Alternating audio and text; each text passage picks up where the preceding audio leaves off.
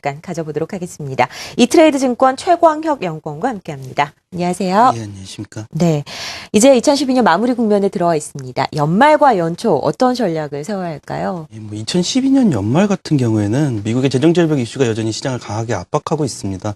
사실 정치적 불확실성과 유로존 이슈의 완화, 그리고 중국과 미국의 G2의 경제지표가 양호한 모습을 보이고 있음에도 불구하고 재정절벽에 대한 우려가 남아있기 때문에 시장이 강한 방향성을 보이기는 힘들 걸로 판단하고 있습니다. 미 의회에서 크리스마스 연휴 이후에 27일부터 협상을 재개한다는 점에서 여전히 방향성은 말하기 힘들 것 같고, 하지만은 긍정적인 팩터들이 다수 존재하고 있기 때문에 상방향에 대한 테스트는 계속해서 진행될 것으로 판단하고 있습니다.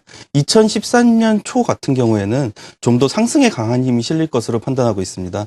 양호해진 경제지표와 함께 안정권에 들어선 각국 정부의 정책적인 부양책이 이어질 것으로 보이고 있고, 재정절벽 이슈와 미국 부채 한도 상향 이슈가 남아있기는 하지만 결국은 해결될 것이라는 기대감과 함께 또 안전자산에 대한 매력도가 점차 증가하면서 심리는 긍정적인 쪽으로 흐를 가능성이 높습니다. 네.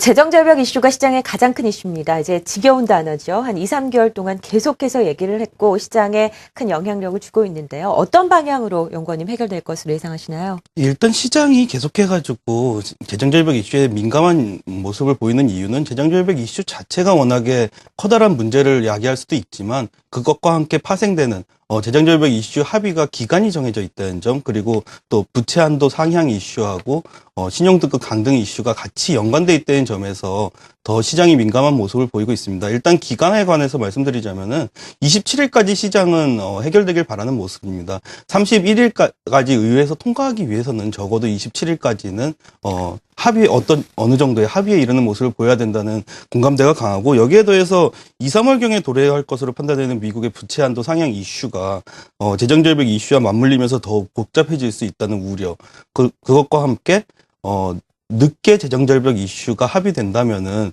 신용등급이 강등될 수 있다는 그런 우려감이 함께하고 있습니다. 신용등급 강등 같은 경우에는 지난번 미국 부채 한도 상향 이슈 당시에 신용등급 강등과 함께 큰 폭의 조정이 나타났다는 점에서 시장의 공포감이 더욱 높아지는 모습인데, 사실 27일이나 늦어도 29일까지는 재정절벽에 대해서 어느 정도의 합의는 나타나는 모습을 보일 것 같습니다.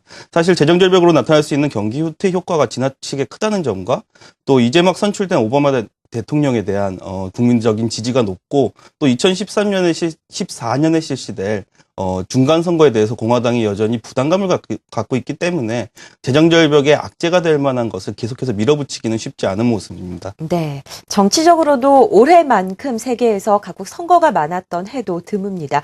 이제 각국의 정치적인 이슈, 그러니까 지도부 교체 이슈는 마무리가 돼가고 있는 국면인데요. 앞으로 분명히 시장의 변화가 나타나겠죠? 어떤 방향으로 보시나요? 일단은 시장에 불확실성을 야기시킬 수 있는 이슈가 사라졌다는 점에서는 긍정적으로 판단할 수 있습니다. 더군다나 각국의 중앙은행의 정책 공조에서 확인할 수도 있듯이 각국 정부 자체가 경기 부양 쪽으로 방향을 틀고 있기 때문에 정책적인 부분에서는 긍정적이라고 판단하고 있습니다. 일단 국내의 경우에는 가장 직접적이고 즉각적으로 예상할 수 있는 효과는 거시 정책의 재가동인데, 벌써부터 나오고 있는 추경 예산 논의만 봐도 재정 정책이 재가동될 논의는 굉장히 높다고 보고 있습니다.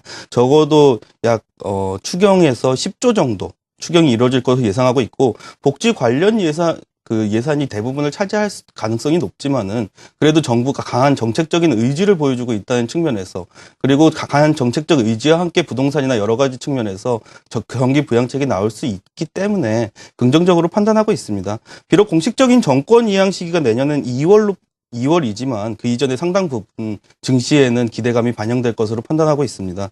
중국 역시 2013년 연초에 긍정적 변화를 기대하고 있는데, 시진핑 같은 경우에는 이제 굉장히 보수적인 인사라고 생각을 하고 있지만은, 사실 시진핑이 원하는 것 자체가 빈부 격차를 줄이기 위해서 질적 성장을 하기 위해서는 필연적으로 경제 성장이 동시에 이루어져야 되는 측면이 있습니다.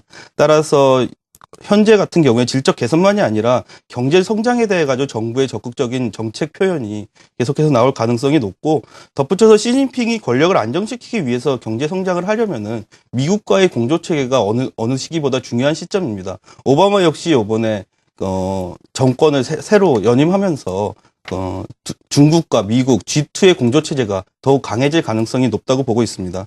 일본은 보다 명확한 의지를 표현해 주었고 디플레이션에 대항해 가지고서는 인플레이션이 2% 이상으로 나올 때까지 계속해서 적극적인 경기 부양책을 펴겠다는 발표를 했기 때문에 경기 부양책 자체가 지속적으로 이루어질, 좀 더 장기적인 시각으로 이루어질 가능성이 높습니다.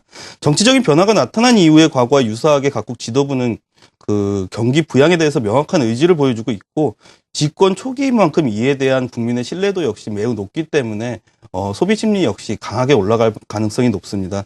2013년 경기에 대한 기대가 높지는 않은 상황이지만 정책에 대한 기대감이 높아질 수 있는 시점이기 때문에 연초에는 긍정적으로 접근해 볼 수 있는 시점입니다. 네. 지도부 교체가 이뤄진 시점에서 각국에서는 경기 부양책을 명확하게 의지를 보여주고 있는 상황입니다. 시장의 변화에 대해서 오늘 자세하게 얘기를 나눠봤고요. 연말이다 보니까 이제 종목을 가지고 계신 분들 포트폴리오를 어떻게 재편할 것인가 고민하시는 분들 많으실 텐데요. 조언을 좀 해주시죠. 재정 절벽 이슈가 발목을 잡고 있고 시장에서 이제 뭐 단기적으로 접근해야 된다, 뭐 중소형주가 좋다 이런 얘기가 많지만 추세적인 상승을 염두에 둔 시장 접근이 필요할 것으로 보고 있고 최근에 코스피 상승이 아직 반등 구간에 초입에 있다는 점에서 투자 아이디어를 얻을 수 있을 것 같습니다. 과거에 2005년하고 2011년 반등 구간에서 주가 수익률을 보면 반등 이전에 주가 수익률이 낮았던 업종에 대해 가지고 주가 상승폭이 큰 폭으로 나타나는 모습을 보였고 현재 이런 업종을 뽑자면은 건설과 조선, 자동차, 철강, 기계 업종을 꼽을 수가 있는데 이 중에서 특히 건설하고 조선 업종에 대해서는 내년에 연초에 경기 부양책하고 맞물려서 긍정적으로 접근해 볼 수 있을 것으로 판단하고 있고 포트폴리오하고 관련해 가지고 보다 안정적인 종목을 선호한다면은 성장성이 계속해서 보이고 있는 IT 업종에 대한 접근도 유효할 것으로 보고 있습니다. 네. 건설, 조선, 자동차, 철강 관련 섹터 관심 있게 살펴보자라는 이야기까지 들어봤습니다. 이트레이드 증권 최강혁 연구원과 함께했습니다. 말씀 고맙습니다.